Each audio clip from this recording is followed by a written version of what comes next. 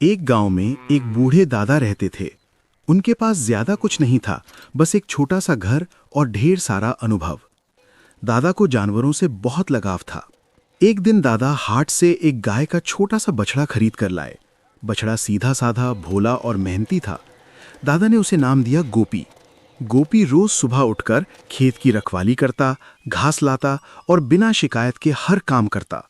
लेकिन वो थोड़ा डरपोक था और चालाकी उसे बिल्कुल नहीं आती थी। कुछ दिनों बाद दादा फिर हाट गए और एक भैंस का बछड़ा खरीद लाए। वो दिखने में तगड़ा और तेज था। दादा ने उसका नाम रखा कालू। कालू बहुत चालाक निकला। दिन भर वो छाया में सोता, नदी किनारे घूमता और गांव के दूसरे जानवरों के साथ मस्ती करता।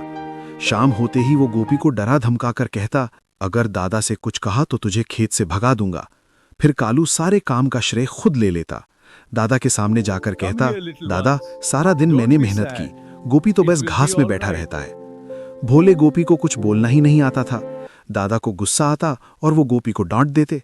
एक दिन तो दादा ने दुखी होकर गोपी को घर से बाहर ही कर दिया।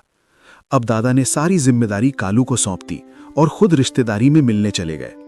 दादा के जाते ही कालू की असलियत सामने आ गई। रात को उसने दादा के घर का अनाज चुरा लिया, लकड़ी बेच दी और शरारत में गौशाले में आग लगा दी। फिर वो अंधेरे में गांव छोड़कर भाग गया। आधी रात गांव में हाहाकार मच गया। उसी वक्त बाहर निकाला गया गोपी बछड़ा दौड़ता हुआ आया। वो नदी से पानी मुंह में भर भर कर लाया, लोगों को जगाया और सबके साथ मिलकर आग बुझा दी। सुबह जब दादा लौटे और पूरी सच्चाई जानी तो उनकी आंखों में आंसू आ गए। उन्होंने गोपी को गले लगा लिया और कहा, बेटा, आज तूने साबित कर दिया कि ताकत और चालाकी नहीं, ईमानदारी और अच्छाई सबसे बड़ी होती है। उस दिन के बाद गोपी पूरे गांव का हीरो बन गया।